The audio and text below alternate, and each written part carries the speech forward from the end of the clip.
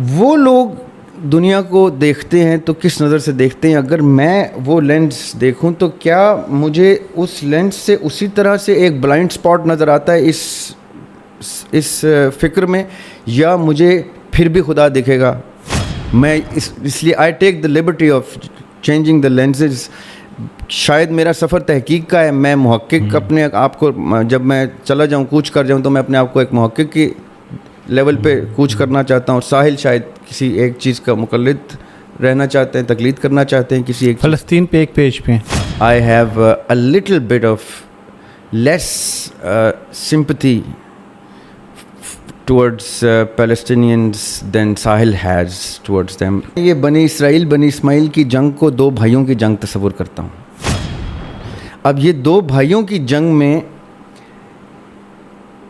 دین سے انحراف دونوں نے کر دیا. اس انحراف کی جنگ ہے یہ. اگر آپ ٹرو ریلیجن پہ آ جائیں اسلام کے، اور ٹرو ریلیجن پہ آ جائیں اس بنی اسرائیل کے، تو یہ دونوں ساتھ بیٹھ کے اوور اے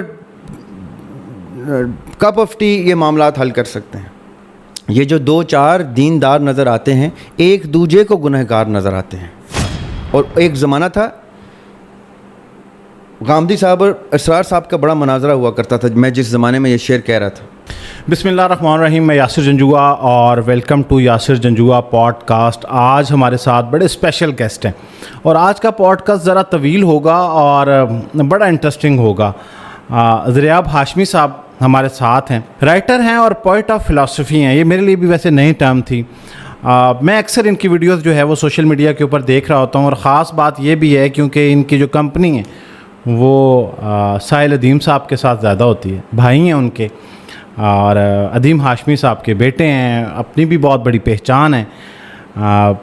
آج کے پوڈ کاسٹ میں اسپیشل یہ ہوگا کہ یہ زگ زیگ کرے گا. ہمارے بہت سارے سوالات ہوں گے اور ایسی چیزیں اس میں ہوں گی کہ جو اس سے پہلے آپ نے شاید کسی پوڈ کاسٹ میں نہ سنی ہو. السلام علیکم سر. وعلیکم السلام. اچھا، پوڈ کاسٹ سے پہلے سر میں ایک ڈسکلیمر دے دوں. بسم اللہ. کیونکہ میں بہت ٹائم سے آپ کو سن رہا ہوں. آپ کا اپنا ایک یوٹیوب چینل ہے، اور اس پہ بھی اور ویسے بھی آپ سے متعلق کافی معلومات میں حاصل کر رہا تھا آپ سے پوڈ کاسٹ کرنے، تو میں نے بہت سارے سوالات اکٹھے کیے. تو ڈسکلیمر یہ ہے کہ ہمارے آج کے پوڈ کاسٹ کی سیکوینس میں آپ کو محسوس ہوگا کہ ہم ایک کوشچن کریں گے اور پھر اس سے نیکسٹ کوئی کوشچن ہوگا، تو وہ تھوڑی ڈائریکشن چینج ہو جائے گی. آپ کا ورسٹائل نالج جو ہے اس سے میں فائدہ اٹھاتے ہوئے یہ چاہ رہا ہوں کہ مختلف ٹاپکس کا فلیور ایڈ کر کے ہم آج کا پوڈ کاسٹ ڈیزائن کریں. تو سب سے پہلے تو یہ بتائیں کہ آج کل آپ کر کیا رہے ہیں؟ اچھا سوال ہے یہ. آج کل ایک تو جو میرا ذاتی کام ہے وہ ایز یو مینشنڈ کہ میں کچھ رائٹر میں اپنی کتابوں پہ کام کر رہا ہوں، اور وہ رکی ہوئی اس لیے ہیں کیونکہ میرے والد صاحب کی کلیات کمپائل کر چکا ہوں میں. وہ انڈر پبلیکیشن ہے. وہ جیسے ہی پبلش ہو جاتی ہے پھر میری مطبوعات کا سلسلہ انشاءاللہ شروع ہو جاتا ہے. لیکن یہ تو ہو گئی ذاتی بات. جو میں اصل میں اپنے آپ کو ڈیووٹ کر چکا ہوں اس وقت جس کام کے لیے، وہ ہے ہمارا آن لائن انسٹیٹیوٹ. اچھا، اس کا نام ہے وسیلہ. اچھا، وسیلہ. جی. اور وسیلہ کا بڑا بیک گراؤنڈ ہے ویسے تو، لیکن اس وقت جو کرنٹ فور گراؤنڈ ہے وہ وسیلہ کا، وہ یہ ہے کہ وسیلہ میں ابھی ہم نے پہلا کورس لانچ کیا ہے، diploma of art of social sciences, diploma in art of social sciences. ٹھیک ہے. اس میں ہم 5 سبجیکٹس 2 سال تک لے کے جا رہے ہیں. ٹھیک ہے. پہلا سبجیکٹ ہے ایتھکس، دوسرا فلاسفی، تیسرا ریلیجن، چوتھا مسٹسزم، اور 5واں آرٹس. اور ان 5 کو ہم 2 سال تک پڑھیں گے، اور 1 سال اس میں تھیوری ہے جس میں 4 ماہ کے 3 سیمیسٹرز ہیں. ٹھیک ہے. اور 1 سال صرف اور صرف پریکٹیکل ہے جس میں پروجیکٹس ہیں، تھیسس ہیں، ریسرچ پیپرز ہیں.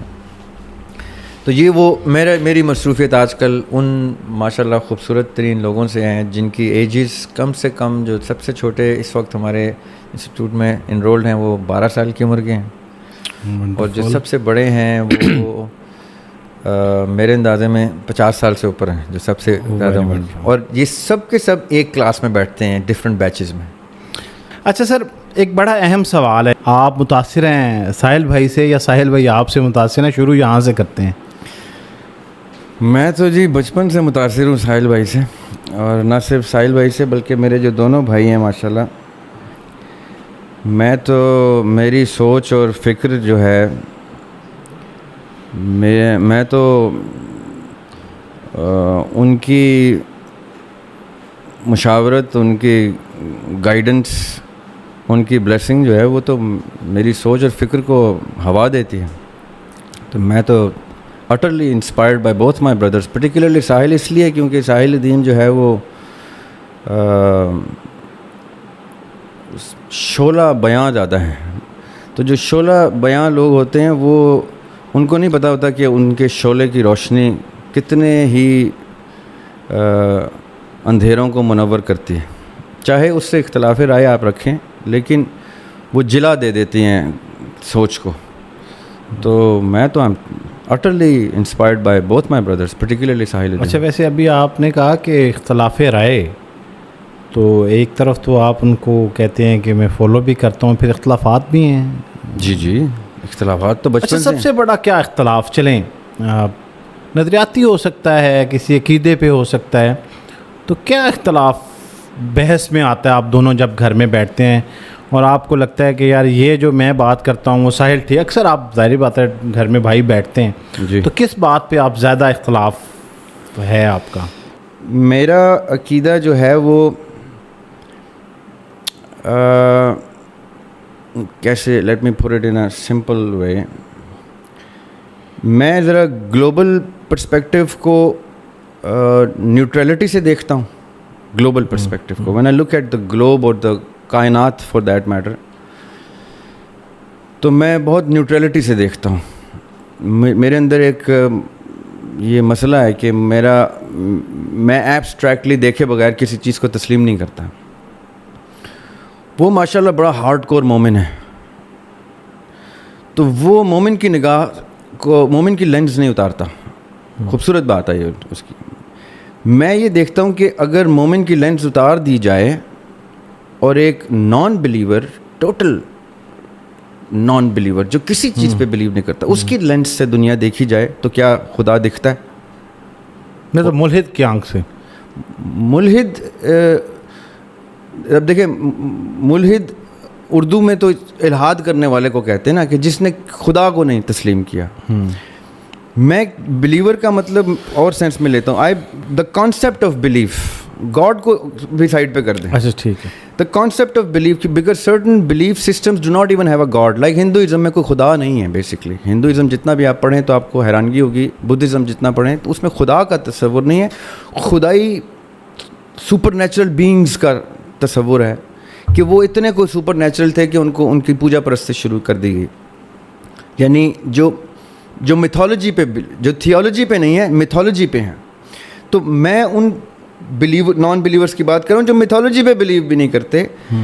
وہ لوگ دنیا کو دیکھتے ہیں تو کس نظر سے دیکھتے ہیں؟ اگر میں وہ لینس دیکھوں تو کیا مجھے اس لینس سے اسی طرح سے ایک بلائنڈ اسپاٹ نظر آتا ہے اس فکر میں, یا مجھے پھر بھی خدا دکھے گا؟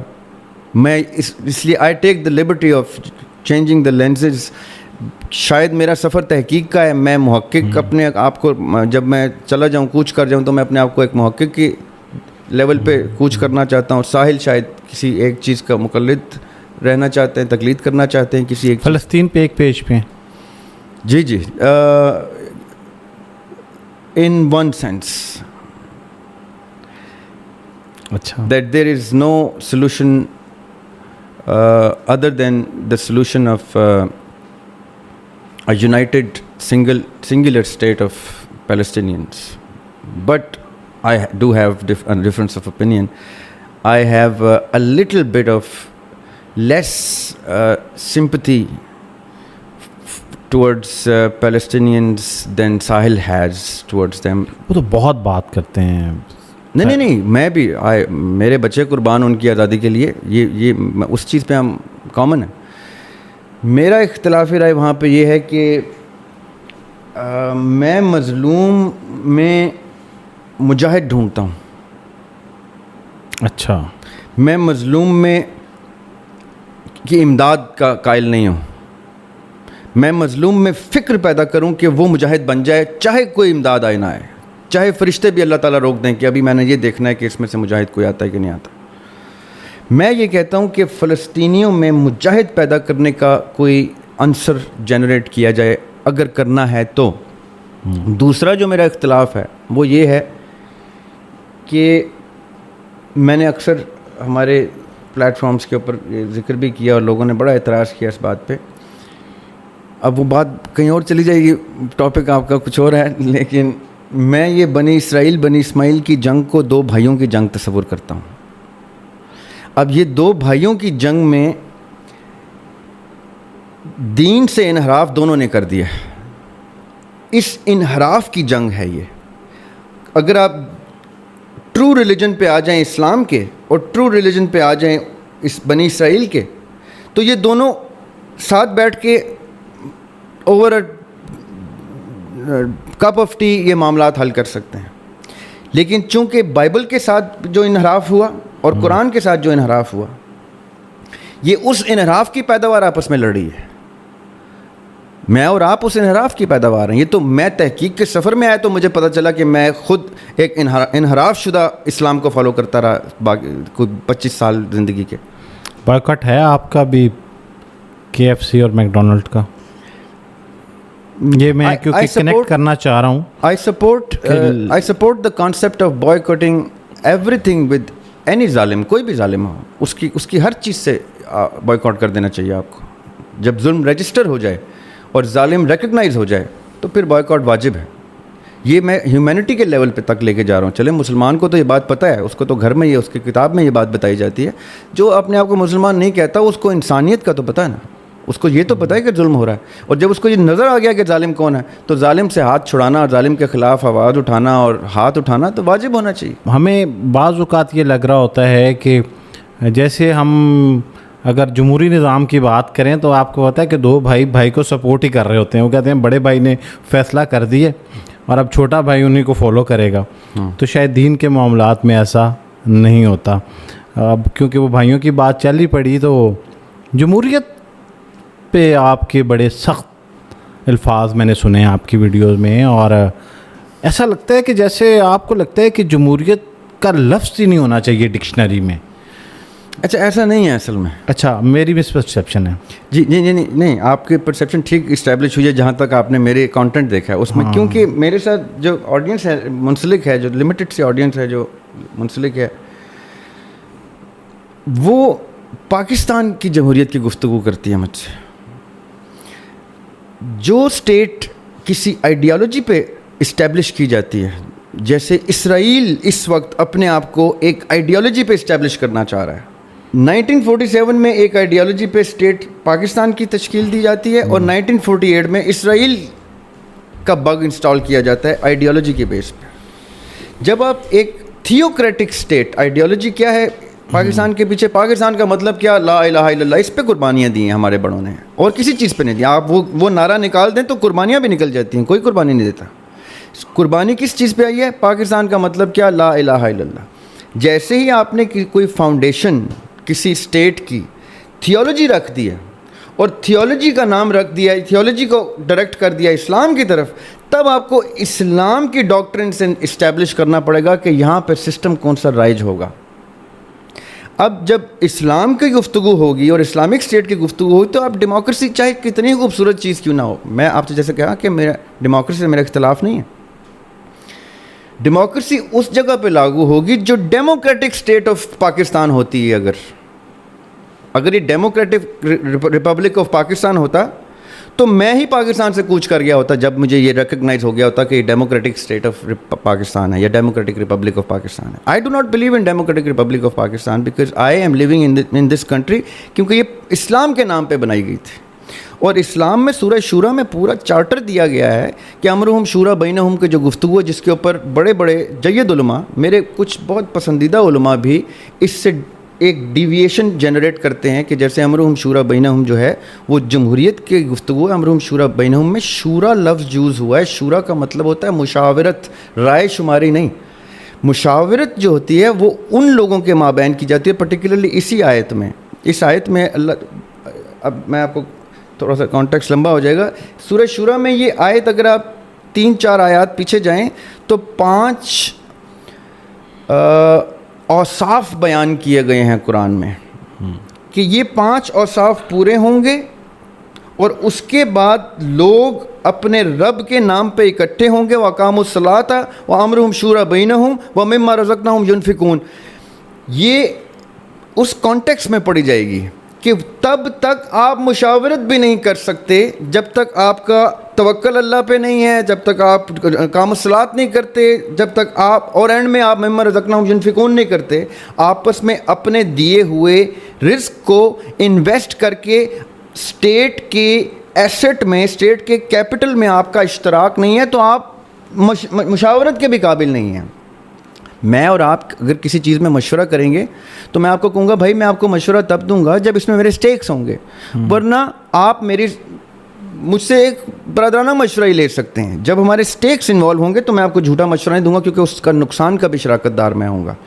جب آپ کے اسٹیٹ میں آپ شراکت دار ہیں نقصان کے بھی, خالی منفعت کے نہیں, نقصان کے بھی, اس کے بعد آپ مشورہ دینے کے قابل ہوں گے. اور تب جب آپ ان لوگوں میں شمار ہے آپ کا جو کسی مجلس شورا کے معیار پہ پہنچ گئے ہیں, جو ہمیشہ لمیٹڈ لوگ ہوں, وائز لوگ ہمیشہ لمیٹڈ ہوں گے. ہر ریاست میں وزڈم سب سے کم تعداد میں پایا جائے گا, اور اس وائز لاٹ میں دین کے اوپر قائم لوگ اس سے بھی کم پائے جائیں گے.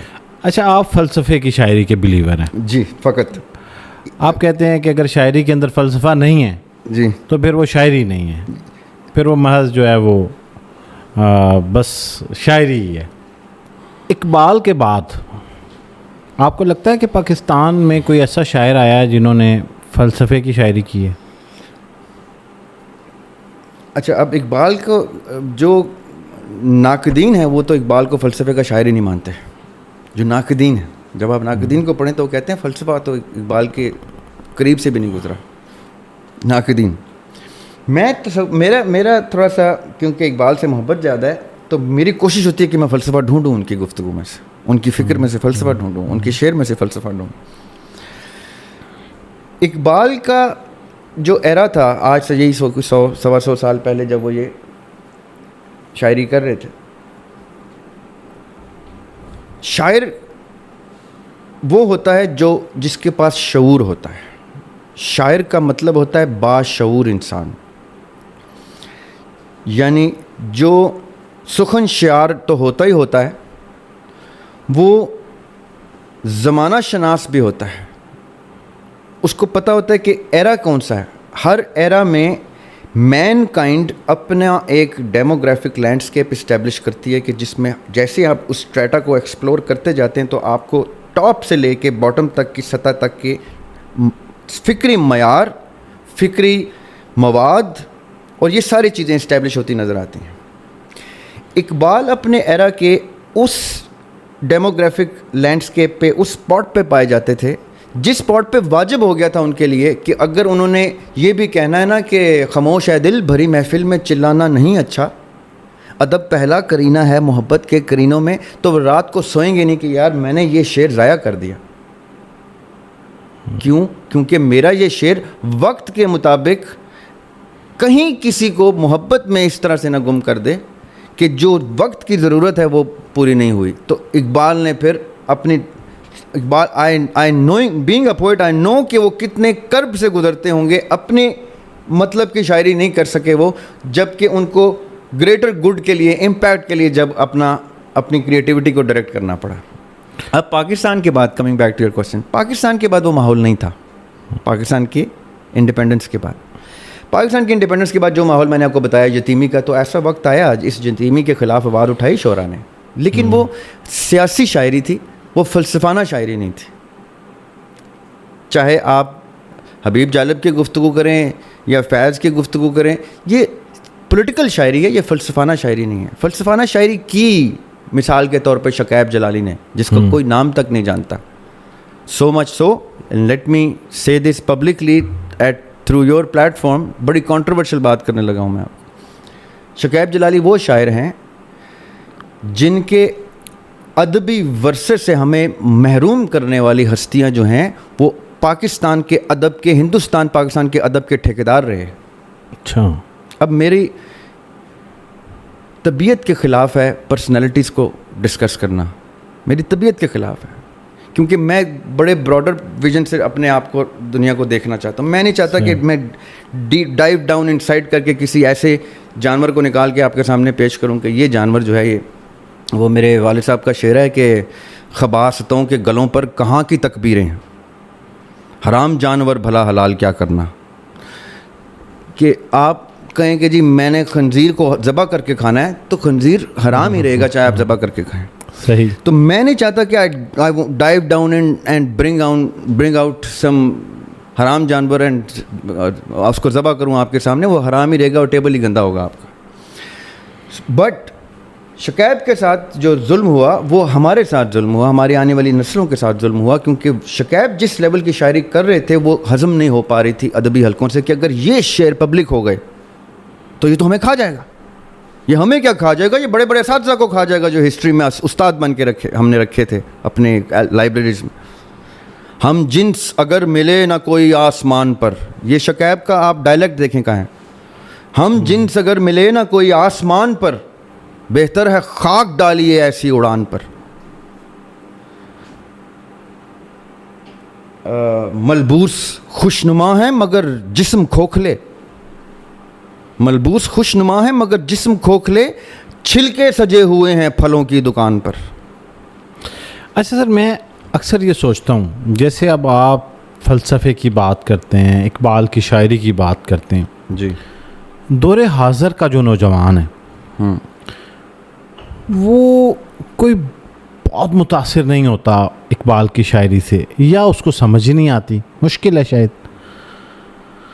اچھا, دوسرا اس کو لگتا ہے کہ یہ اس دور کے لیے ٹھیک تھی, بس اس وقت مسلمانوں کو ضرورت تھی, پاکستان کا بننا تھا. آج ہماری ضرورت جو ہے وہ پیسے کمانا ہے. تو ایک نظریہ یہ ہے کہ ہمیں, بلکہ شاید آپ تو اس کی بہت حمایت کرتے ہوں, کہ ہمیں سمجھنا چاہیے, اقبال کی شاعری کو سمجھنا چاہیے, فلسفے کو سمجھنا چاہیے.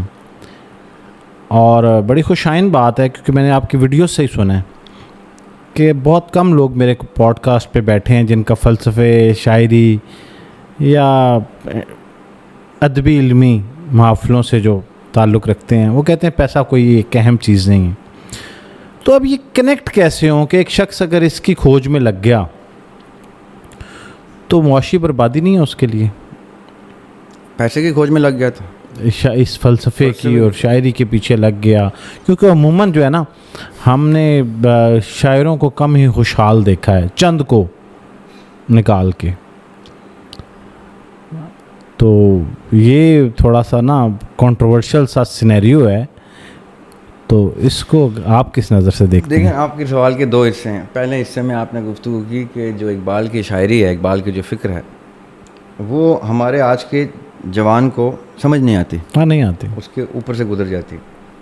دوسری ویسے ایسا ہے, مطلب یہ میری آبزرویشن ہے, پتہ نہیں آپ کی شاید اس سے بالکل ایسا ہے, بالکل ایسا ہے. لیکن اس کا قصوروار بھی میں اور میرے سے ایک جنریشن اوپر والے اور پھر میرے فادر کی جنریشن والے لوگ ہیں.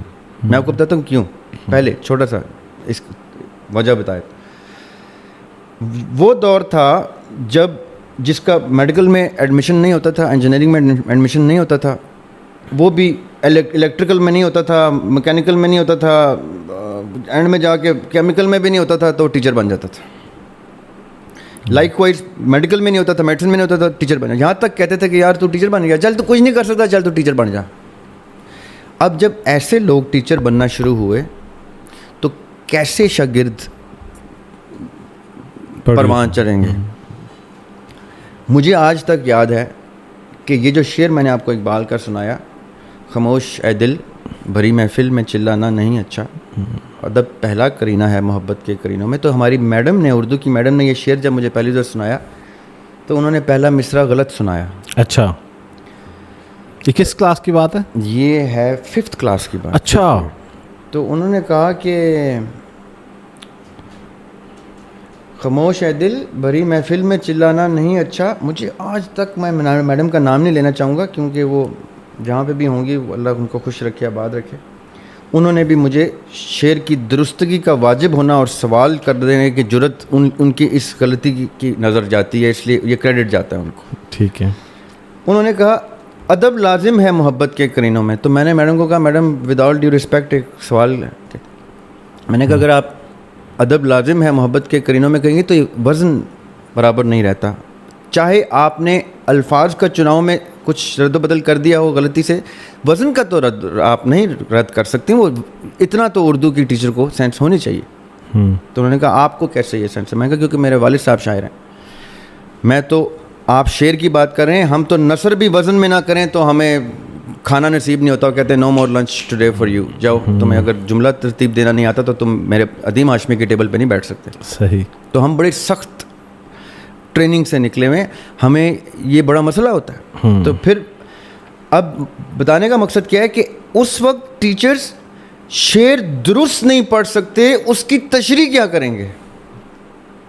اب ہوا کیا، جب غلط تشریح کے لوگ اور غلط وزن کے شعر بتانے والے اساتذہ ایک پوری جنریشن کو تشکیل دے رہے ہیں تو وہ غلط اور بے وزن جنریشن کو تشکیل دے رہے ہیں. اب بے وزن کا مسئلہ کیا ہوتا ہے؟ اگر آپ نے پتنگ بازی کی ہو، میں نے اپنے والد صاحب سے پتنگ بازی سیکھی ہے، ان کے ساتھ چرخی پکڑ کے پنا پکڑ تو بدقسمتی سے وہ ختم ہی ہو گیا معاملہ. آپ یقین کریں میرے والد صاحب پتنگ اڑاتے تھے تو پورے محلے کو پتہ ہوتا تھا کہ عدیم ہاشمی نے پتنگ اڑائی ہوئی ہے، تو مقابلے کے لوگ آتے تھے اور کیا پھر میرے والد صاحب نے کسی کو ساتھ لگنے نہیں دیتے تھے. اچھا. تو میں بڑے فخر سے چھت پہ چرخی پکڑی ہوتی تھی. مجھے پتہ ہوتا تھا کہ ہمارے والد صاحب کا گڈا ایک جو اڑا ہے وہ شام کو وہی ایز اٹ از اترے گا.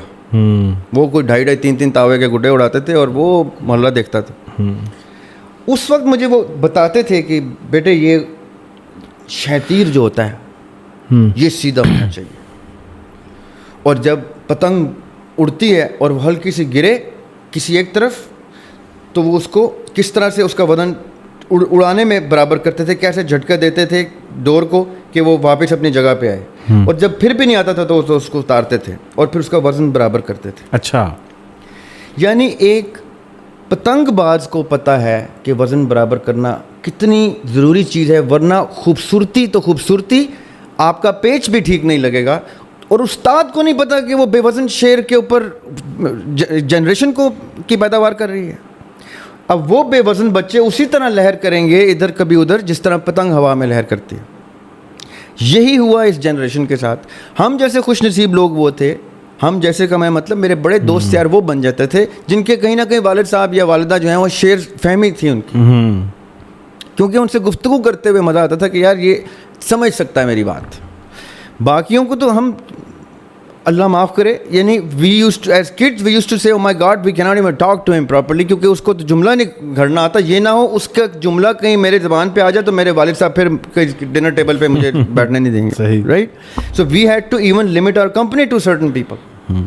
اب جب ایسی پرورش اگر یہ ٹیچرز جیسے میرے والد صاحب میرے استاد تھے یا میرے والد صاحب کے کنٹمپریریز بڑے بڑے نامور اس وقت کے لوگ شعراء جو ہیں، میں ان کے گھٹنے کے برابر تھا جب میں ان کی محفلوں میں بیٹھتا تھا. صبح سے شروع ہوتی تھیں ان کی محفلیں، رات تک جاتی تھیں. کبھی کوئی شعراء آ رہے ہیں، کبھی چیس پلیئرز آ رہے ہیں، کبھی ڈرامہ آرٹسٹ آ رہے ہیں، کبھی پروڈیوسرز آ رہے ہیں، کبھی اردو ادب کے سب سے بڑے لوگ آ رہے ہیں.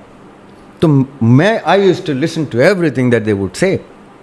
اور میں right from the horse's mouth میں آپ کو ایسی ایسی گفتگو ایسے پوائنٹس بتاتا ہوں. لوگ کہتے ہیں یہ آپ کے پاس اس کی سورس کیا ہے؟ میں کہتا ہوں میں تمہیں کیا بتاؤں، یہ آدھی صدی کہاں گزری ہے. یہ بال ایسے تو سفید نہیں ہوئے، یہ ان لوگوں میں بیٹھ کے گزری ہے جنہوں نے ڈائریکٹلی وہ جملے بولے ہیں جو جملے وہ لکھ نہیں سکتے تھے، کیونکہ اس زمانے میں لکھنے پہ جو قدغن تھی وہ بیان پہ اس سے زیادہ قدغن تھی.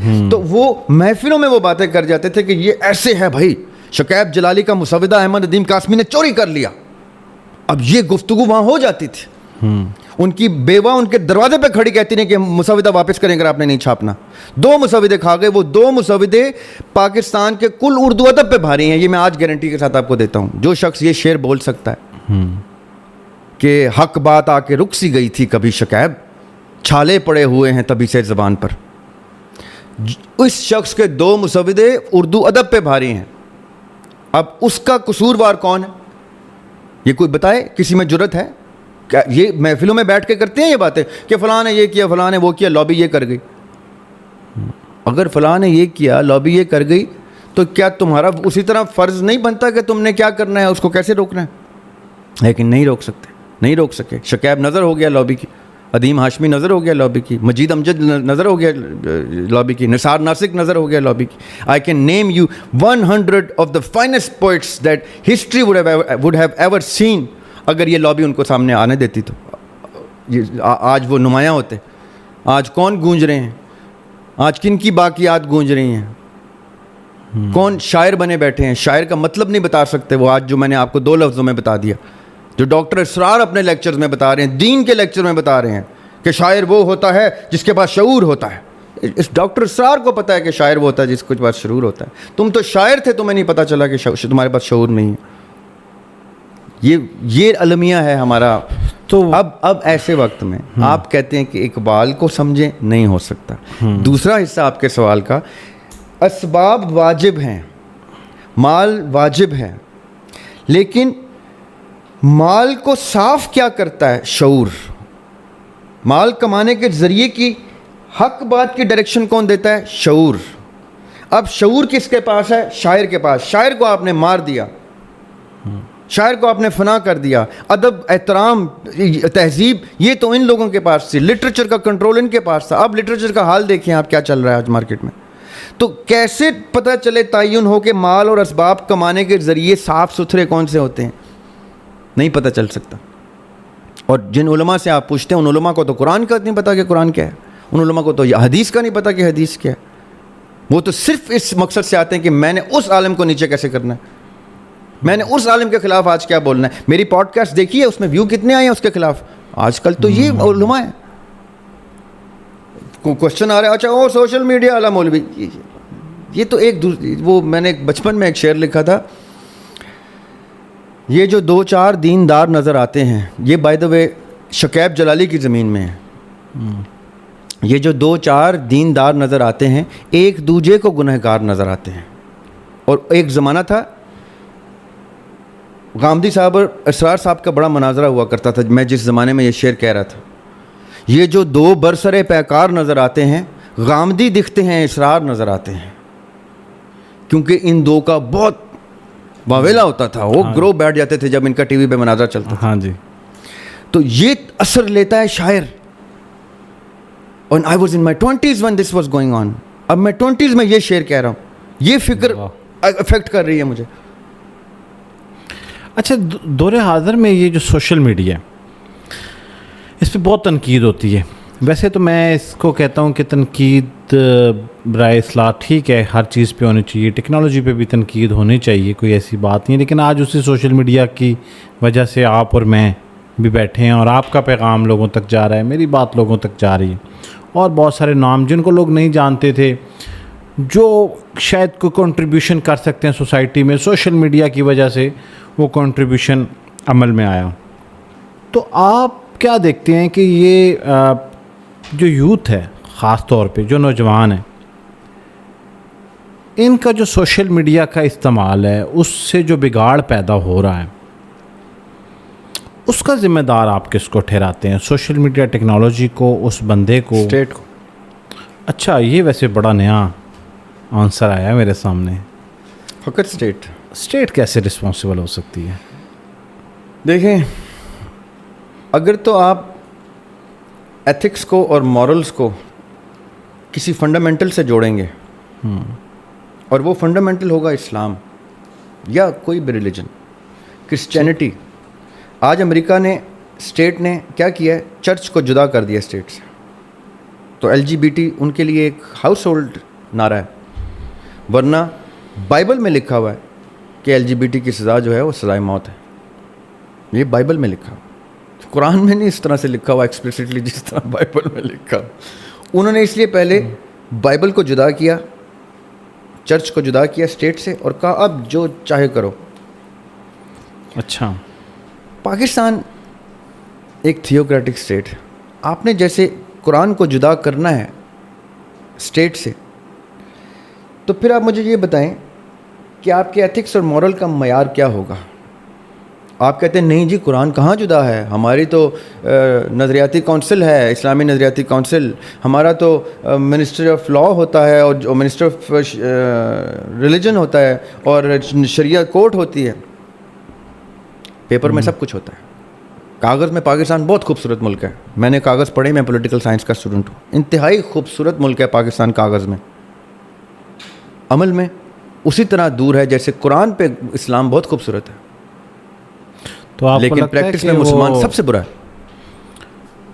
تو پھر آپ کو کیا لگتا ہے کہ ہم سیکولر اسٹیٹ ہیں؟ نہیں, دیکھیں پہلی بات تو یہ آپ کے پوڈ کاسٹ کے توسط سے ایک اور بات میں کلیئر کر دوں ان لبرلز کے لیے جو پاکستان کو سیکولر اسٹیٹ بنانے کی کوشش کرتے ہیں. بھارت, ہندوستان پاکستان سے پہلے آلریڈی سیکولر تھا, آج بھی وہ سیکولر کا نعرہ لگاتا ہے. اگر ہمیں سیکولر اسٹیٹ ہی چاہیے تھی تو ہمیں جدا ہونے کی ضرورت نہیں تھی. قائد اعظم کو آفر کر دی گئی تھی کہ there are these many states جہاں پہ تمہارے مسلمان منسٹر لگا کے رکھے ہوئے ہیں. دیکھیں پاکستان کو جب آپ نے سیکولرزم سے دور کر کے انڈیپینڈنٹ کیا تھا کہ ہم سیکولر اسٹیٹ کو نہیں تسلیم کرتے, ہم دو قومی نظریے, کیونکہ دو قومی نظریے کے لانچ کے بعد 23 مارچ کے بعد 1940 کے بعد, ایکچولی 38 کے بعد, جنہوں نے کبھی بھی, اس سے پہلے ڈسکشن ہوتی رہی, 1938 کے بعد جنہوں نے کبھی بھی دو قومی نظریے سے انحراف نہیں کیا. ٹھیک ہے, ان کی ایک بھی ریکارڈڈ اسٹیٹمنٹ یا اسپیچ نہیں ہے 1938 کے بعد. 38 سے پہلے ہیں ایسی اسپیچز, ایسی ڈسکشنز جہاں پہ وہ ایک ٹائم پہ ایگریمنٹ میں آ گئے تھے کہ ٹھیک ہے جہاں جہاں مسلمان اکثریت میں ہیں وہاں وہاں منسٹر لگا دو اور اپنے سیکولرزم جاری رکھو. پھر سیکولرزم جاری رکھنا, پھر ہندوازم نے امپوز ہونا چاہیے, رائٹ. لیکن اس فکر سے اقبال نے ان کو آزاد کیا, انہوں نے کہا نہیں دو قومی نظریہ. یہ 38 کے بعد کی میں بات کر رہا ہوں. 38 میں اقبال کوچ کر گئے.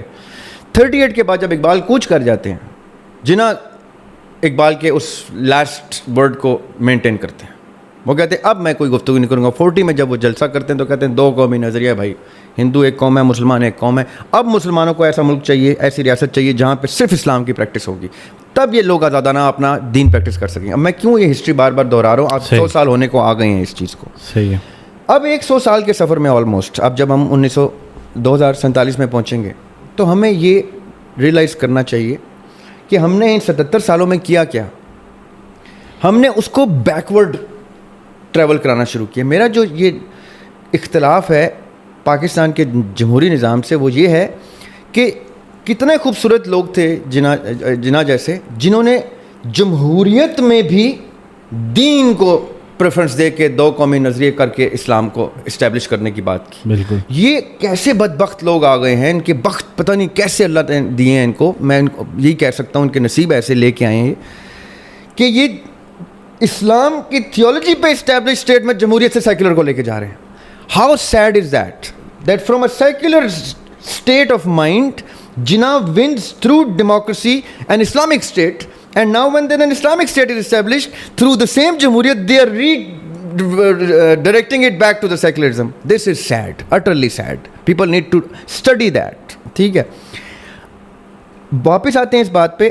معیار کیونکہ ہمارا یوتھ کیا کرے, جیسے یہ سیکولر کی گفتگو کرنی شروع کرتے ہیں تو ہوتا کیا ہے کہ آپ کا جو فنڈامنٹل جس سے ڈرائیو ہوتے ہیں وہ لاز, وہ اصولیات ڈرائیو ہوتی ہیں جن کو ایتھکس کہتے ہیں, اور پھر جب اپلیکیشن ہوتی ہے انٹو مورلز, تو آپ کو یہ ڈھونڈنا ہے کہ میرا مورل قرآن کے ساتھ کانٹرڈکٹ تو نہیں کرتا, میری ایتھکس قرآن سے تو کانٹرڈکٹ نہیں کرتے. اگر کرتے ہیں تو حد الامکان کوشش کیا ہونی چاہیے کہ وہاں پہ ڈسکشن ختم ہونی چاہیے کہ بس اب جو قرآن فیصلہ کرے گا وہ فیصلہ ہے.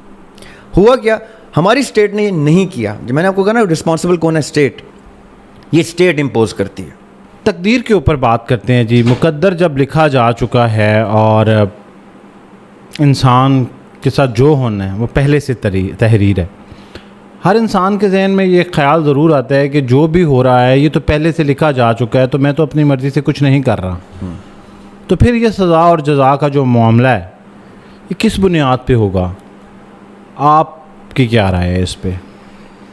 جیسا کہ میں نے پہلے ذکر کیا کہ کچھ ٹرمز ایسی ہیں جن پر علماء بحث کرنے سے اجتناب اس لیے کرتے ہیں کیونکہ وہ سننے والوں کو کسی ایسی ڈائریکشن میں نہیں لے کے جانا چاہتے جس ڈائریکشن میں ایک ڈیڈ اینڈ آ جاتا ہے, یا یا ان کا شعور اس کو جواب دینے سے قاصر ہوتا ہے.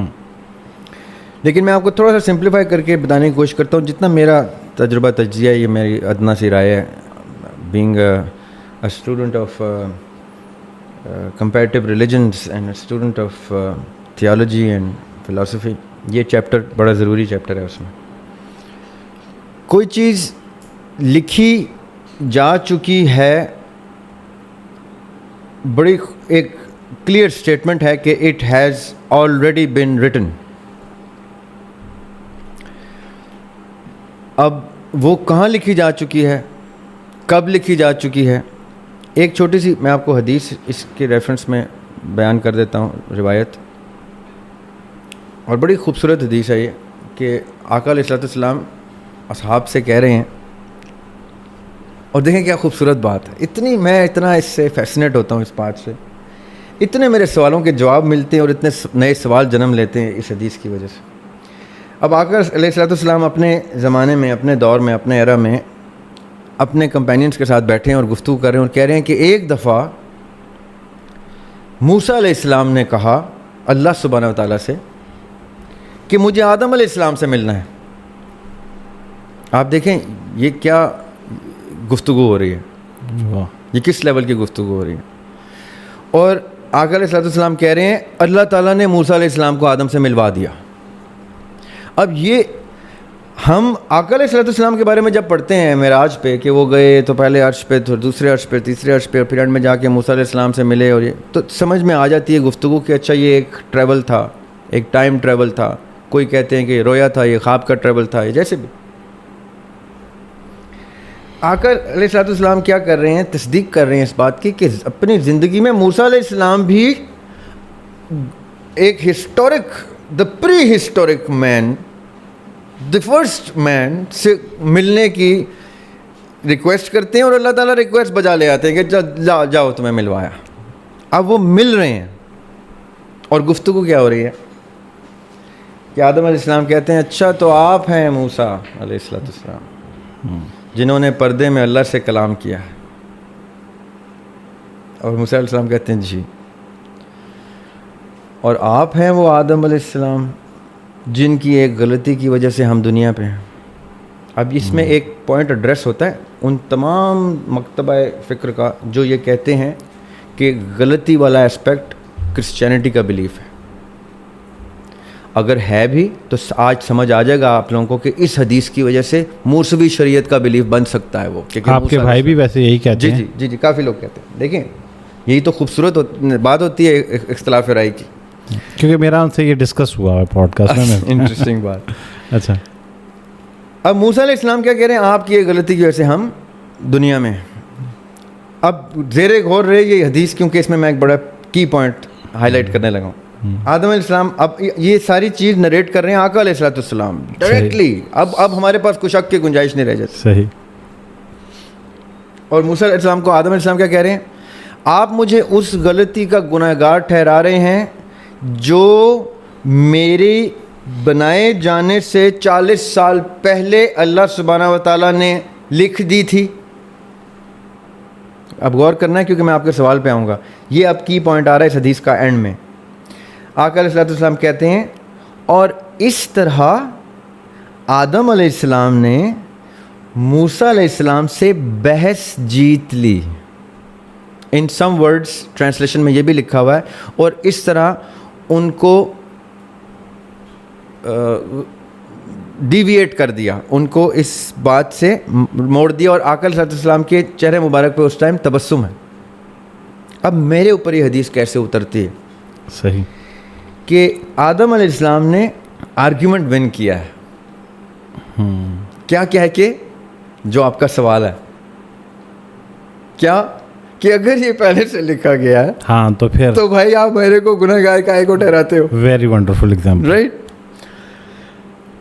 اب میں اس حدیث کے آخری ڈسکلیمر سے کیا اخذ کرتا ہوں کہ ایسا نہیں ہے. یہ تو انہوں نے خالی آرگیومنٹ ون کیا ہے. موسیٰ علیہ السلام سوال کر رہے ہیں, کوئی عام شخصیت کی گفتگو نہیں ہو رہی ہے. یعنی ایسا کوئی ان کے علم تک بات پہنچی ہے, ان کے شعور تک کہ ایسی کوئی غلطی سرزد ہوئی ہے. رائٹ. سورہ الاعراف میں, سورہ صاد میں, قرآن میں بارہا یہ اس چیز کی ڈسکشن ہے کہ شیطان نے ورگلایا ہوا کو, یا ہوا کا نام سے ذکر نہیں ہے, اور ان کے تھرو کہ جی یہ کھاؤ گے تو تمہیں ابدی زندگی مل جائے گی, you will live for ever, تاحیات مرو گے نہیں, تو یہ پھل کھا لو. اور ہینس انہوں نے پھل کھا لیا, اور اس چیز سے منع فرمایا تھا اللہ سبحانہ و تعالیٰ نے. تو جو چیز سے ممانعت ہوئی اور جو چیز ہو گئی, سرزد ہو گئی, تو میں اس کو بائی آل ڈیفینیشنس ایک پہلا اوریجنل سن ہی کنسیڈر کروں گا, چاہے بائبل پہلا اوریجنل سن اس کے سبسیکوینٹ کسی میٹر کو کرتی ہے, ٹھیک ہے, یا اس کے کسی اور رخ کو کرتی ہے. وہ غامدی صاحب نے بھی اس کا ایک اور رخ دیا ہے. صحیح. انتہائی خوبصورت آدمی ہے غامدی صاحب, میں بڑا امپریسڈ ہوں ان سے. میں ان کو اساتذہ کی کیٹیگری میں رکھتا ہوں, اور میں نے ان سے بہت کچھ سیکھا ہے, اور 150 چیزوں پہ میرا اختلاف رائے ہے ان سے, لیکن مجھے دلی محبت ہے اس شخص سے, کیونکہ اس شخص کی شخصیت نے مجھے بہت سکھایا. صحیح. اور یہ اس دور کے علماء ہیں جس دور میں اپنے ٹینز میں اور ارلی 20s میں تھا, جب میں نے ان کو سننا, سمجھنا اور ان سے دینی فکر کی جلا لی. غامدی صاحب, اسرار صاحب, یہ وہ دو ہستیاں ہیں. اللہ اسرار صاحب کے درجات بلند کرے, ان کی بھی بڑی دینی خدمات. اچھا, اب آتے ہیں آپ کے سوال پہ واپس. آپ میڈیا سے تعلق رکھتے ہیں, سوشل میڈیا سے بھی, اور ویسے بھی مین اسٹریم میڈیا کی ٹیلی ویژن پروڈکشن سے تعلق رکھتے ہیں. آپ میری بات کو بخوبی سمجھ جائیں گے کہ میں آج آپ سے کسی فلم کا ذکر کرتا ہوں. شعلے فلم دیکھی ہوگی آپ نے؟ ہاں جی, تقریباً سب نہیں دیکھی ہوگی. شعلے فلم میں امیتابھ بچن مر جاتا ہے. ہاں جی. لیٹس اسیوم کہ میں اور آپ بیٹھے ہوئے ہیں, آپ نے فلم نہیں دیکھی ہوئی, میں نے دیکھی ہوئی ہے, اور امیتابھ بچن کا وہ سین آ رہا ہے جب اس کا انتقال ہو جانا ہے, گولی لگ جانی ہے اس کو, رائٹ؟ ٹھیک ہے. اور میں آپ کو فلم پاز کر کے کہتا ہوں, یاسر بھائی یہاں امیتابھ بچن مر جائے گا. آپ کہیں گے کیسے مر سکتا ہے, وہ تو ہیرو ہے, اس کے تو نام پہ فلم چل رہی ہے, یہ کیسے ہوگا یار, یہ تم نے کیا بات کی. اور میں پھر فلم پلے کرتا ہوں اور امیتابھ بچن مر جاتا ہے. تو آپ کہتے ہیں تمہیں کیسے پتا چلا, ہاؤ ڈو یو نو کہ یہ مر جائے گا؟ تو میں آپ سے کیا کہوں گا, کیونکہ یہ فلم میں نے دیکھ رکھی ہے. لکھ رکھی ہے نہیں, دیکھ رکھی ہے, رائٹ؟ اب اس پوری کائنات کی ساری چیزوں کا ماہر اور عالم ایک ہستی ہے, اور وہ ہے رب کی ذات. بے شک. رب نے جو کچھ ہونا ہے, جب کچھ ہونا ہے, وہ ہونے سے پہلے بھی دیکھ رکھا ہے. اس کو سب کچھ پتا ہے کہ کب کیا ہوگا, کیسے ہوگا, یہ کیسے کرے گا. دریاب کا بچہ, بیٹی کا بچہ, بچہ کا بچہ, جو بھی آئے نہیں دنیا میں, اللہ نے دیکھ رکھا ہے, بخوبی دیکھ رکھا ہے. سو مچ سو کہ معراج کی شب پہ جب آقا علیہ الصلوۃ والسلام جاتے ہیں تو ان کو جہنم میں جلتے ہوئے لوگ دکھائے جاتے ہیں, جنت میں ہنستے بستے لوگ دکھائے جاتے ہیں. وہ کون لوگ ہیں؟ وہ آپ ہیں, وہ میں ہوں. نبی پاک صلی اللہ علیہ وسلم نے ہم کو دیکھ لیا ہوا ہے. کیسے دیکھ لیا ہوا ہے؟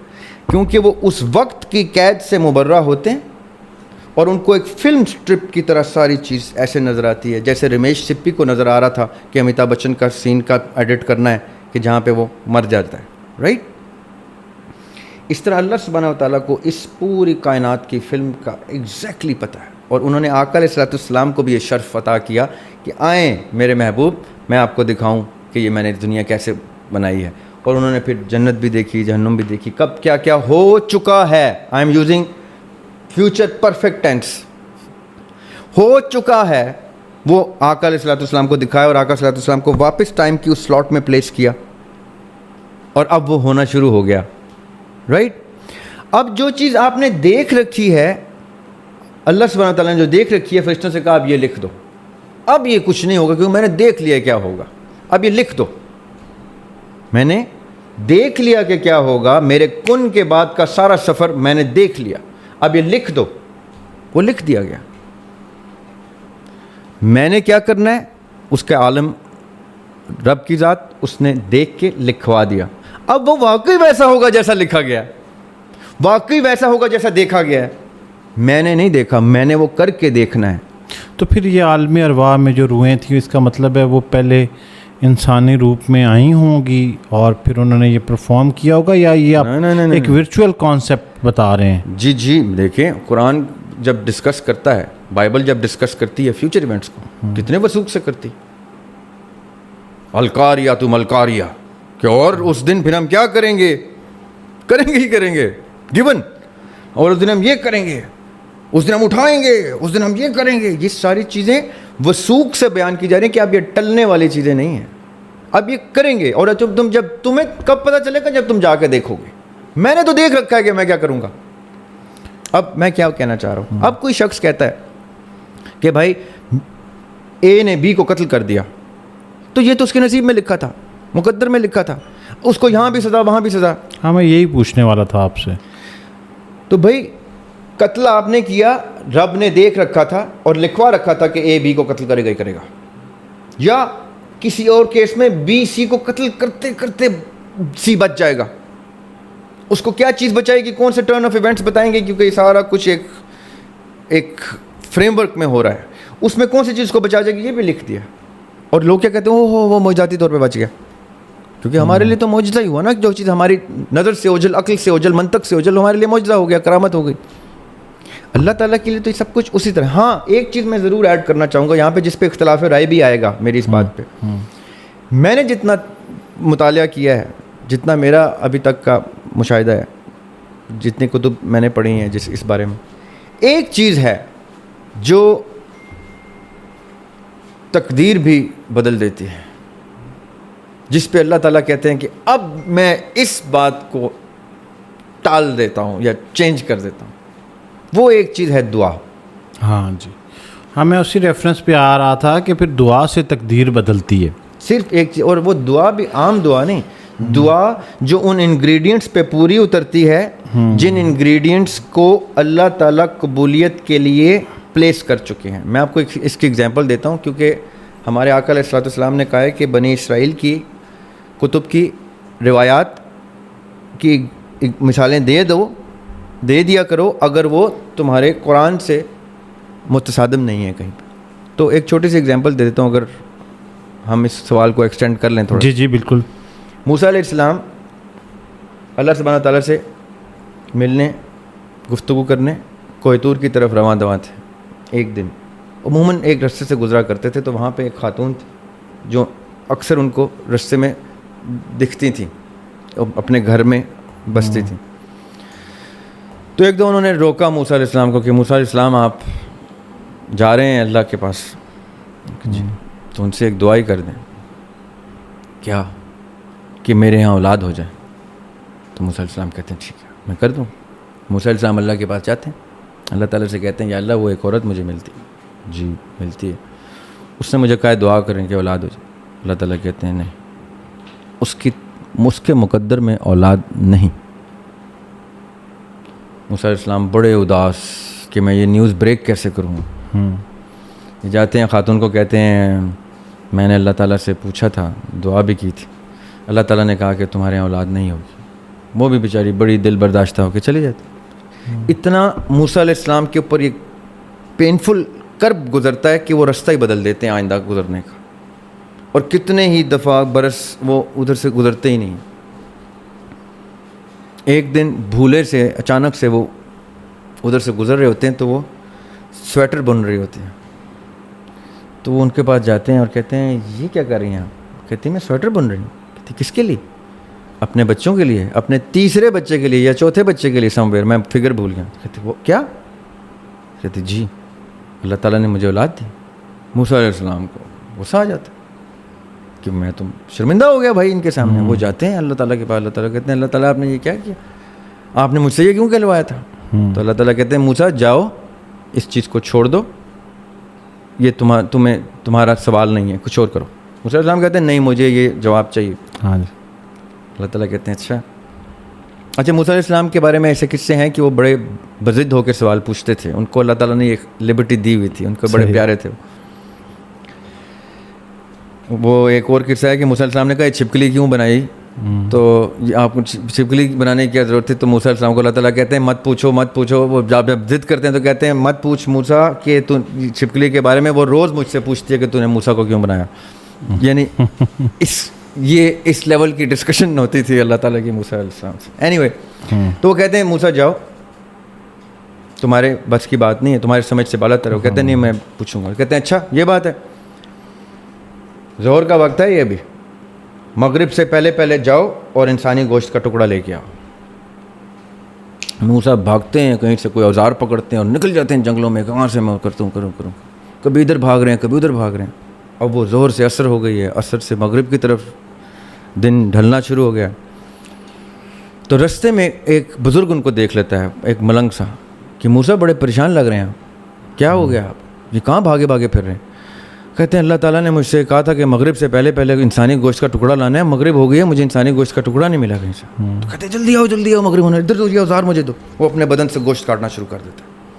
یہ لو, یہ شاید پسند نہ آئے ان کو, یہ پیس لے لو, یہ لے لو, یہ حصہ لے لو. کرتے کرتے وہ اس کو کوئی اپنا سارا جسم اتار کے نڈھال گر رہے اور کہتے ہیں جاؤ بھاگو, میری خیر ہے, جاؤ کہ اللہ کو مغرب سے پہلے انسانی گوشت.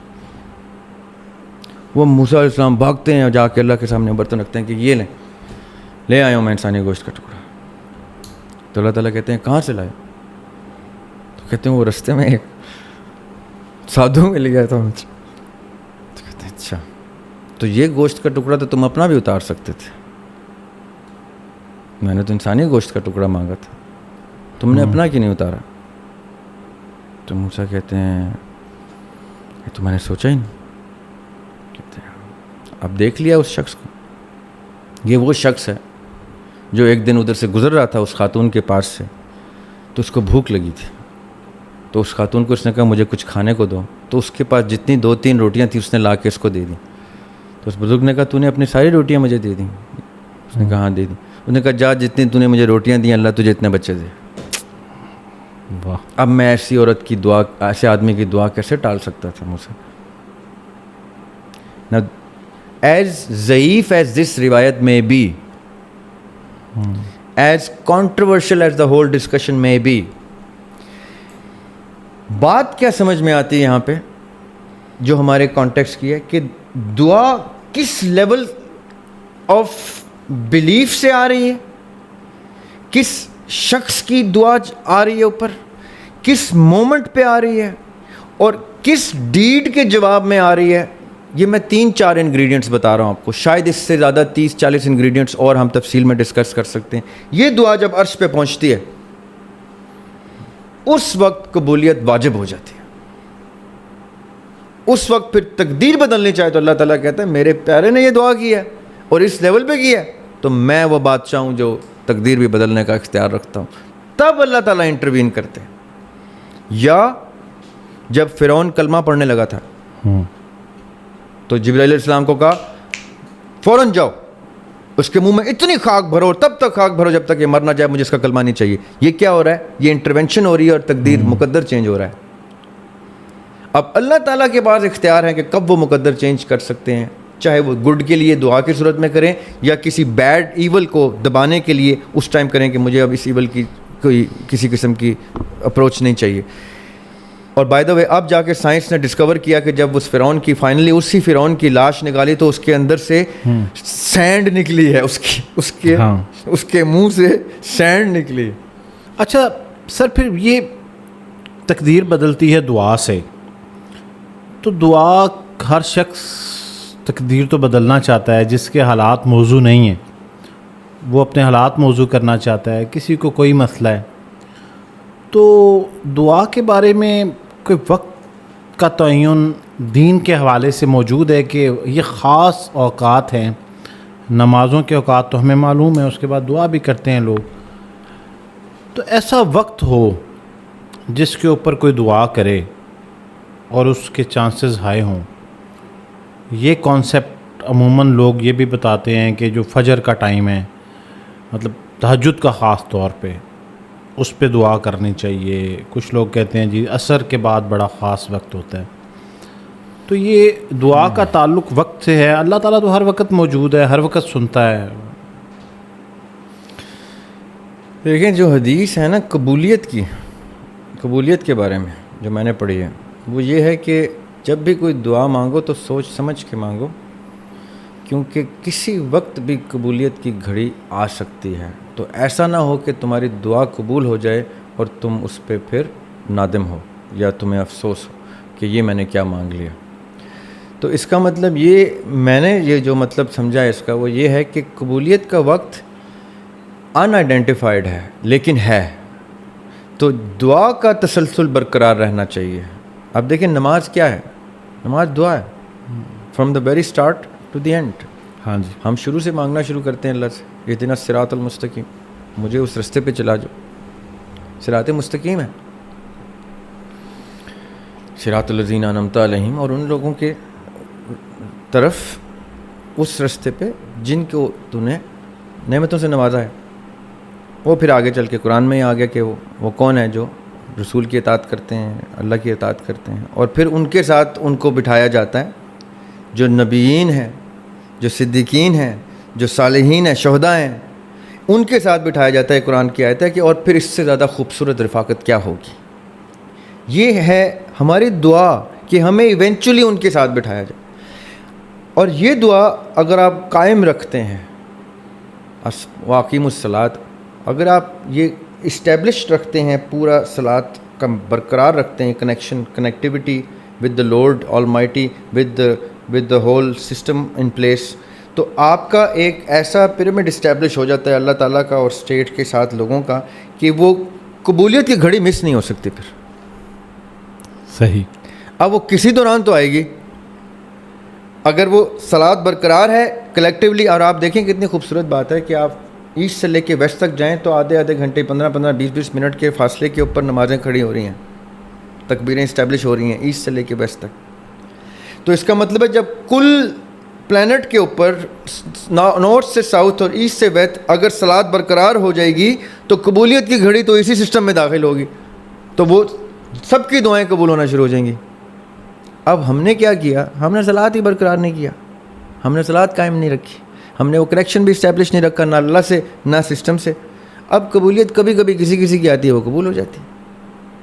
اب کیا پتہ کس کی کون سی دعا قبول ہو رہی ہے. اب وہ شاذ ہو رہا ہے, نادر ہو رہا ہے, اب وہ ایٹ فری ول نہیں ہو رہا. اب جمعے کی نماز میں دعائیں جو ہو رہی ہیں وہ قبول نہیں ہو رہی کیونکہ اس جمعے کا سعودی عرب کے جمعے سے اور پھر امریکہ کے جمعے سے صلاۃ ہی اسٹیبلش نہیں ہے, کنیکشن ہی اسٹیبلش نہیں ہے, سسٹم اسٹیبلش نہیں ہے, اللہ سے سسٹم اسٹیبلش نہیں ہے. کوئی اس دھڑ کا ہے, کوئی اس دھڑ کا ہے, کوئی سنی ہے, کوئی شیعہ ہے, کوئی کافر ہے, تو وہ ایک دوسرے کو کافر کے دیر از نو صلاۃ. جیسے اعتصالات کو پتہ ہے کہ صلاۃ کا مطلب کیا ہے. ٹائم زون کا فرق ہونا ہی, جی ٹائم زون کا فرق ہونا ہی تو صلاۃ کی اسٹیبلشمنٹ کا ذریعہ ہے کہ میری فجر اور امریکہ کی فجر کے دوران اس پورے پلانٹ کی فجر چل رہی ہے. میننگ فرسٹ موسٹ فجر the first sun ray of sunlight falls on the planet and the last. یہ وہ سفر ہے جو فجر سے فجر تک کا ہے. اگر یہ فجر سے فجر تک ہر جگہ سسٹم اسٹیبلش ہو جائے صلاۃ کا تو آپ کا پورا گلوب اقیم الصلاۃ میں کے سرکل میں آ جاتا ہے. پھر ہر وقت دعا ہو رہی ہوگی اور ہر وقت قبولیت ہو رہی ہوگی, کیونکہ قبولیت کی گھڑی تو کسی وقت بھی کسی زون میں بھی آ جائے گی. جب اب امت کا کیا کام ہوتا ہے کہ وہ امت کے لیے دعا کرتی ہے, پورے امہ کے لیے دعا ہوتی ہے. تو امہ جب ایسٹ سے لے کے ساؤتھ تک ہے تو قبولیت کی گھڑی پورے پلانٹ پہ جہاں ہے کہ امت کے لیے قبولیت ہو جائے گی. اب ہم کہتے ہیں کہ جی ہمارے قرضے معاف ہو جائیں, فلاں ہو جائیں. یہ صرف پاکستان مانگ رہا ہے نا. ترکی تو پاکستان کے لیے جمعے کی نمازوں میں یہ نہیں مانگ رہا کہ پاکستان کے قرضے معاف ہو جائیں. ایران تو نہیں مانگ رہا, افغانستان نہیں مانگ رہا, چھوڑیں بہت دور جا رہے ہیں ہم, نیبر نہیں مانگ رہا.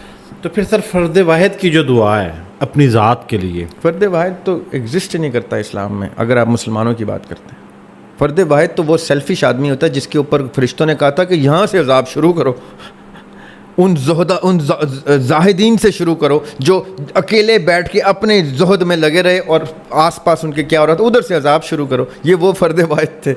اچھا, اس میں بڑی کنفیوژن ہے. تو پھر کیوں انسان کو کہا گیا ہے کہ اب بہت سارے بے شمار لوگوں نے اپنی ذات کے لیے, اپنے مسائل کے لیے دعا مانگی, تو پھر وہ کیا کانسیپٹ ہے کہ خدا تو شارک سے قریب ہے, اس حقیقت سے ہم سب آگاہ ہیں. تو وہ انسان جس کی شارک سے اللہ تعالیٰ قریب ہے, وہ اپنی ذات کے لیے کچھ مانگتا ہے, اپنے لیے مانگتا ہے, چلیں اپنی صحت کی ہی دعا مانگ لیتا ہے, اپنی اولاد کے لیے دعا مانگ لیتا ہے, تو آپ کے کہنے سے تو مجھے یہ لگ رہا ہے کہ جیسے اس کے لیے یہ دعا کی حیثیت ہی نہیں رکھتی. دیکھیں دعا کی حیثیت تو ہر وقت برقرار رہتی ہے. اللہ تعالیٰ کا کسی انسان سے ایک پرسنل کنیکشن بھی اسٹیبلش ہوتا ہے. اگر میں نے حکیم الصلاۃ کرنا ہے تو اپنا اللہ تعالیٰ سے بھی صلاۃ اسٹیبلش کرنا ہے. صرف معاشرے سے صلاۃ اسٹیبلش نہیں کرنا, سسٹم سے صلاۃ. میرا اللہ تعالیٰ سے بھی ایک کنیکشن ہے. اور ایسا نہیں ہے کہ میں یہ نہیں دعا مانگ سکتا کہ یا اللہ مجھے صحت دے, میں بیمار ہوں, یا میرے پیارے کو صحت دے دے, وہ بیمار ہے. مانگتے ہیں, لیکن کیا پیارے ہاتھوں میں دم توڑتے نہیں ہیں؟ کیا زاہد سے زاہد اور شاکر سے شاکر اور عابد سے عابد شخص کا بچہ اس کے ہاتھ میں دم نہیں توڑتا؟ اس کی دعا میں اثر نہیں توڑتا ہے نا دم اس کا پیارا. اس کے سامنے جاتے ہیں نا, اس کے وہی اللہ تعالیٰ شفا دیتا ہے. شفا تو اللہ تعالیٰ نے کہا ہے دیتا ہی میں ہوں, یہ تو ہے ہی میرے پاس. مرض بھی میں دے رہا ہوں, شفا بھی میں دے رہا ہوں, تو اس کی دعا کیوں نہیں قبول ہو رہی؟ کیا اس کی دعا میں کوئی اثر کم؟ میرا ذاتی ماننا یہ ہے کہ ٹھیک ہے دعا قبول ہوتی ہے, کسی کی بھی ہو جاتی ہے. جیسے نبی پاک صلی اللہ علیہ وسلم نے جب حدیث میں کہہ دیا کہ قبولیت کی گھڑی کوئی بھی ہو سکتی ہے, تو کوئی بھی ہو سکتی ہے. کسی کا بچہ بچ بھی جاتا ہے, کسی کو صحت مل بھی جاتی ہے, کسی کو نوکری بھی مل جاتی ہے قبولیت کی گھڑی میں. لیکن وہ ایکسیپشنز ہیں. میں اس فارمولے کو ایپلیکیشن کر کے پورے گلوب پہ لانے کی آپ سے گفتگو کر رہا ہوں. میں جب بھی گفتگو کروں گا میرا, آپ نے غور کیا ہوگا, پرچر پورے گلوب کا ہی کھلا ہوگا. کیوں؟ کیونکہ میرا بچہ اگر صحت یاب ہو گیا ہے اور امریکہ میں کسی مسلمان یا کرسچن یا جوئش کا بچہ اسی ڈیزیز سے مر گیا ہے, تو میں ایک نظر آسمان پہ دیکھوں گا کہ یہ ٹیسٹ ہے یا سزا ہے. یہ ریوارڈ نہیں ہے, کیونکہ مجھے پتہ چل گیا کہ میری بچی جیسی بچی ایک اور فوت ہو چکی, میری نیند تو حرام ہو گئی. یہ میں نے ایسی کیا دعا کی ہے جو اس کی دفعہ قبول نہیں ہوئی, یا اس کی بچ گئی ہے میری مر گئی خدا نہ خواستہ. تو یہ ایکسیپشنز کوشچنز کو جنم دیتے ہیں. اب میں ایکسیپشنز کو ختم کرنے کی بات کرتا ہوں کہ اگر کلیکٹیو سسٹم ہوگا تو آپ میرے بچے کے لیے دعا کر رہے ہوں گے, میں کسی کے بچے کے لیے دعا کر رہا ہوں گا. مجھے ضرورت ہی نہیں اپنے بچے کے لیے دعا کرنی, وہ گھوم پھر کے میرے بچے کے لیے دعا پہنچ جائے گی. ہم کلیکٹیو دعاؤں کے اوپر بلیو کریں گے. ہمیں تو ہسٹری میں کہیں نہیں ملتا کہ کسی بزرگ نے یا کسی نبی نے کہا ہو کہ اپنے لیے اور اپنے بچوں کے لیے خاص دعا کرو. وہ امت کے لیے دعائیں کر رہے ہیں, وہ عال کے لیے دعائیں کر رہے ہیں, وہ کائنات کے لیے, عالمین کے لیے دعائیں کر رہے ہیں. ہمیں تو پریکٹس ہی یہ سکھائی گئی ہے. لا آف اٹریکشن پہ بلیو رکھتے ہیں. لا آف اٹریکشن پہ کسی حد تک, یعنی اسی حد تک جو ابھی میں نے بیان کی.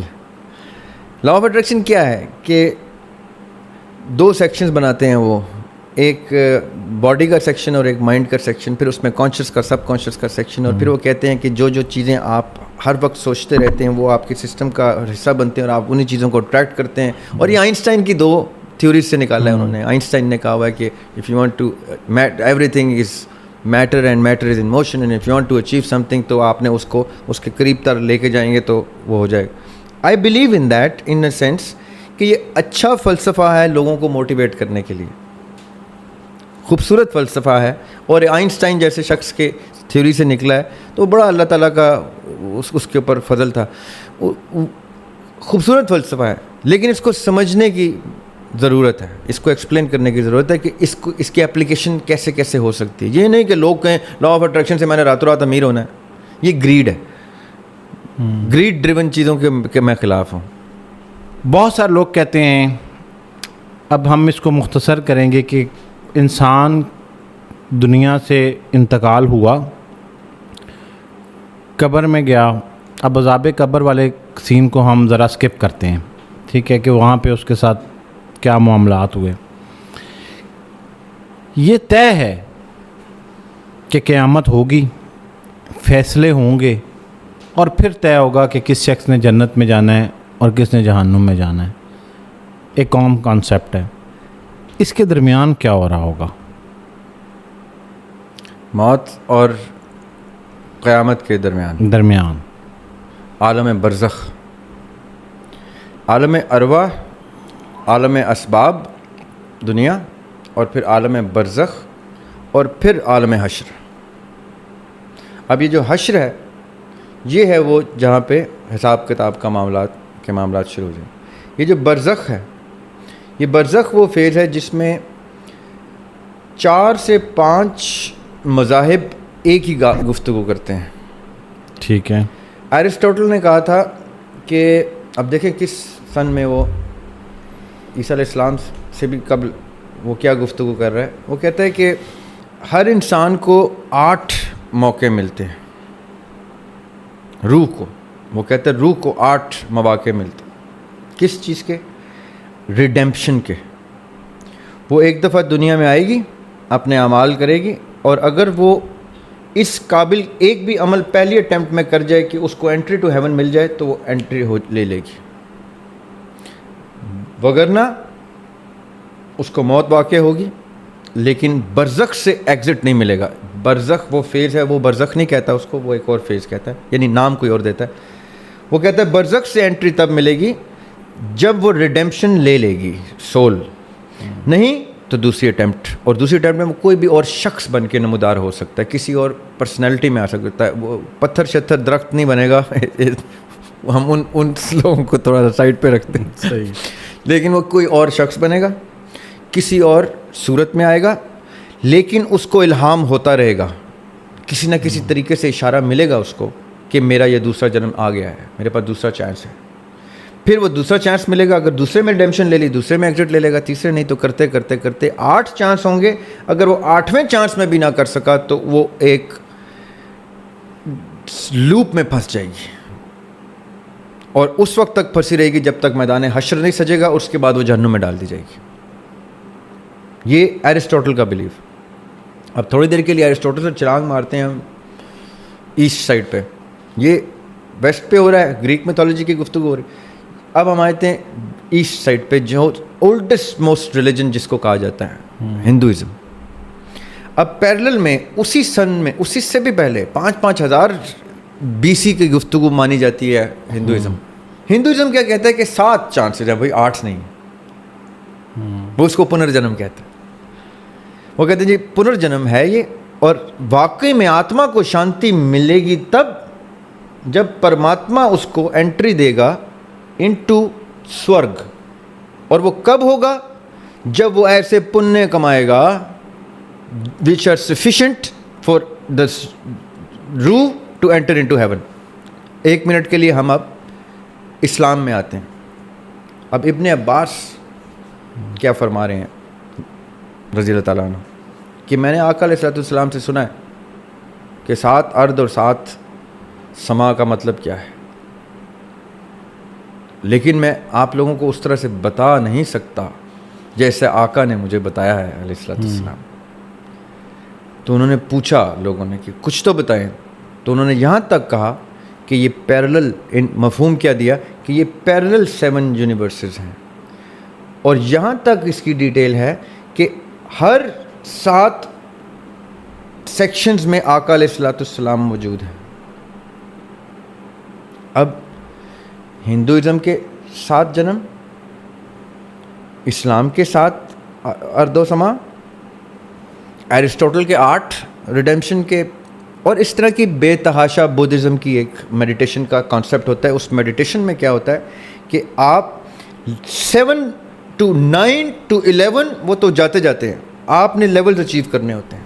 تصوف کیا کہتا ہے؟ تصوف کہتا ہے جو وہ تصوف جس تصوف کو تصوف کے شیخین لکھ گئے ہیں, وہ تصوف نہیں جو ہمارے ہاں پریکٹس ہوتا ہے. اس پہ کبھی ہم سیر اصل گفتگو کریں گے کہ وہ ڈسکنیکٹ کب آیا, کیسے آیا, کیوں آیا, وہ ہسٹورک ریفرنسز سے ہم ڈسکس کریں. میں شیخ ابن عربی کی گفتگو کروں گا, احمد سرندی کی گفتگو کروں گا, میں ان لوگوں کی گفتگو کروں گا جن کو آج بھی تصوف کے لوگ اپنے جید موصول علماء کہتے ہیں. صحیح. اچھا, وہ کیا کہتے ہیں کہ اگر آپ نے محبوب سے محبت میں اپنے آپ کو اس طرح سے تلف کیا, اپنی ہستی کو ایسے تلف کیا کہ آپ اور محبوب کے بیچ میں کوئی فاصلہ نہیں رہا, وصل ہو گیا, اس لیے وہ وصال ٹرم یوز کرتے ہیں. کیا آقا علیہ السلام نے کہا کہ وصال ہو گیا. مجھے بھی وصال ٹرم اچھی لگتی ہے کیونکہ شاعری میں بھی وصال ملنے کو کہتے ہیں, اور قرآن جگہ جگہ کہتا ہے انا للہ و انا الیہ راجعون, اور وہیں پہ واپس ٹورڈز ہم. ایک اور جگہ ہے واتقوا اللہ یومن, اور ڈرو اس دن سے جس دن تم واپس اللہ کی طرف ہی ورڈ یوز ہوا ہے, اللہ کی طرف رجوع کر جاؤ گے. تو تصوف بھی وہیں سے ڈیرائیو کرتا ہے ان چیزوں کو کہ ایک وقت آتا ہے عاشق اپنے معشوق کے یا شخص اپنے محبوب کی محبت میں اپنے آپ کو اس طرح تلف کرتا ہے کہ اس کو کشف ہو جاتا ہے اپنے محبوب کا، اور جب وجد طاری ہوتا ہے اس کے اوپر تو وہ فنا فی اللہ ہو جاتا ہے. اور جب وہ فنا فی اللہ ہوتا ہے تو اس وقت رب اس کو کیا کہتا ہے، محبوب اس کو کیا کہتا ہے کہ مانگ تو کیا مانگتا ہے. یہ لاہوت کی سب سے ایکسٹریم ان کے آسمانوں کی لیئرز ہیں تصوف میں. یہ لاہوت کی وہ سٹیج ہے جہاں پہ بقول تصوف کے کوئی بھی اور موجود نہیں. میں بڑا کیئرفلی یہ ورڈز یوز کر رہا ہوں کیونکہ بڑے کنٹروورشل ٹرمز ہیں. کوئی بھی اور موجود نہیں، صرف وہ اور ان کا محبوب موجود ہے. محبوب یعنی رب کی ذات، معشوق موجود ہے، رائٹ؟ کوئی بھی اور نہیں. اس پہ میں نے ایک شعر بھی لکھا ہوا ہے، مجھے بلا کے کہاں مجھ سے ہم کلام رہا. واہ. مجھے بلا کے کہاں مجھ سے ہم کلام رہا، میرے لیے تو کوئی نامہ بر نہیں آیا. I did not need an angel to communicate between me and my Lord. That communication was direct. یہ بھی سورہ الاعراف کی آیت کے مطابق، یہ میں تصوف کے مطابق نہیں کہہ رہا. اچھا، یہ سب کیا کہہ رہے ہیں کہ there are layers to this invisible realm of time and worlds، جہاں پہ آپ نے ایک سطح اچیو کی جہاں پہ اللہ تعالیٰ کہتے ہیں بتا تیری رضا کیا ہے. تو وہ اللہ تعالیٰ سے وہ کہتے ہیں کہ میں آپ کی محبت میں سب کرنے کو تیار ہوں. تو یہ واپس آتے ہیں، یہ تصوف والے یہ واپس اپنی ڈیوٹیز کے مطابق آتے ہیں. اس میں پھر درجات ہوتے ہیں کہ غوث کون ہے، قطب کون ہے، ابدال کون ہے، قلندر کون ہے، ولی کون ہے. یہ سب یہ مختلف درجات ہیں اور ہر درجے پہ اس کی ڈیوٹی ہوتی ہے، وہ اپنی ڈیوٹی پہ تعینات ہوتا ہے، وہ کر رہا ہوتا ہے. This is very very similar in all mythologies and theologies. اب جب اتنی چیزیں سملر آتی ہیں تو ایک محقق کیا کرتا ہے کہ فیکٹ فائنڈنگ میں وہ کیا کرتا ہے کہ یہ ریئلٹی اور یہ ریئلٹی سامنے آئی تو ان کے مابین جو چیز کامن ہے وہ فیکٹ ہے. یہ فیکٹ اور یہ فیکٹ جب قریب لایا تو ان کے مابین جو کامن ہے وہ ٹروتھ ہے. اور یہ ٹروتھ دنیا میں جب سامنے لایا تو یہ یونیورسلی اکلیم ٹروتھ ہو گیا. اس کو ہم نے یونیورسل ٹروتھ میں اب یہ یونیورسل ٹروتھ بن گیا کہ کچھ تو چکر ہے یہ پیرلل یونیورسز کا، پنرجنم کا یا ریڈیمپشن کا یا تصوف کا. There is something hidden between this the lines which we cannot see, which we do not see. Those who have explored are practicing it on daily basis. تو یہ میں ذاتی طور پہ مانتا ہوں اس چیز کو کہ یہ اتنا خوبصورت ایک چیپٹر ہے کہ اس پہ ایک عمر کافی ہی نہیں. اس میں لوگوں نے عمریں لگا کے اللہ تعالیٰ سے اور عمریں مانگی کہ یا اللہ مجھے ابھی موت واقع نہیں ہونی چاہیے، میں آپ کے لیے ڈیوٹیز کرنے کو تیار ہوں. چاہے وہ خضر علیہ السلام کی طرح ابھی تک جی رہے ہوں، چاہے وہ ادریس علیہ السلام کی طرح کون سے آسمان پہ ہوں، چاہے وہ عیسیٰ علیہ السلام کی طرح واپس آنے ہوں، چاہے وہ مہدی علیہ السلام کی طرح پردے میں چلے گئے ہوں، چاہے وہ کسی صوفی کی طرح، کسی قطب کی طرح، کسی ابدال کی طرح کہیں پائے جاتے ہوں. We don't know. They claim and their claims match among each other from east to west and north to south, from BC to AD. یہ بڑی خوبصورت ایک دنیا ہے. اس دنیا میں یہ سب کامن ہے. تو اب اس میں سے جہاں جس کو جتنا سچ ملتا جاتا ہے وہ سچ کو ماننا تسلیم کر دیتا. آج کا پوڈ کاسٹ کافی طویل پوڈ کاسٹ تھا. آپ یقین جانیں کہ جتنے سارے سوالات ہیں، ہر سوال جو ہے وہ جب میں سوال آپ سے کر رہا تھا تو مجھے لگا کہ بلکہ سننے والوں کو کہ اس کے اوپر ایک پورا پوڈ کاسٹ ہو سکتا ہے. اور آپ نے سوال ہی اتنے خطرناک رکھے ہوئے تھے. تو مجھے یقین جانیے کہ یہ لگ رہا تھا کہ میں ایک لائبریری میں ہوں اور اس لائبریری کے اندر ہر سوال کے اوپر ایک کتاب موجود ہے. تو جہاں سے بھی ہم نے بات سٹارٹ کی اور اس بات کو کافی کوشش کرنے کے باوجود میں ابھی مجھے لگا کہ اس پہ اور بات ہو سکتی ہے، لیکن کیونکہ ہماری لمیٹیشن ہے. سر آپ کا بہت شکریہ، اور میری ریکویسٹ ہوگی آپ سے کہ جتنی دفعہ ہم نے کئی چیزوں پہ اپنی آڈینس کو ہولڈ کیا کہ اس پہ ہم دوبارہ کبھی بات کریں گے، تو وہ کبھی ہم جلد لے کے آئیں گے انشاءاللہ. اور آپ کے وقت کا بہت شکریہ سر. آپ کا شکریہ, آپ نے اس قابل سمجھا ہے. میں ایک ادنا سا طالب علم ہوں جس کو شوق ہے پڑھنے کا, اور جو کچھ پڑھتا ہے وہ شیئر کرتا رہتا ہے. اپنا ہوم ورک شیئر کرنے کا شوق ہے اس طالب علم کو جس کو آپ نے دعوت دی ہے. تھینک یو سو مچ, خوش رکھے, آباد رکھے. Thank you.